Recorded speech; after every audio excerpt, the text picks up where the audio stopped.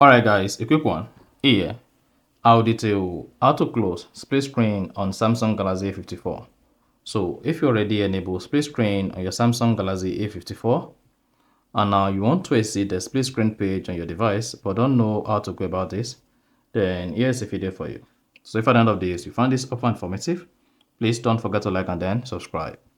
Now, to exit or leave split screen or close your split screen on Samsung Galaxy A54, all you just need to do is locate the three dots dividing both screens on the Samsung phone screen. Here you can see we have three dots here.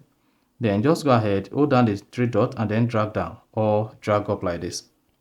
So once you drag down or drag up the line dividing both the screens, then this is going to close the display screen on your Samsung Galaxy A54. So you can just use this to adjust how the display screen opens so that you have control over the display screen on your device. But to close it, just repeat the same thing and then close down the display screen on your Samsung Galaxy device.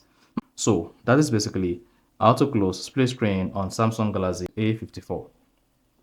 So if you found this offer informative, please don't forget to like and then subscribe.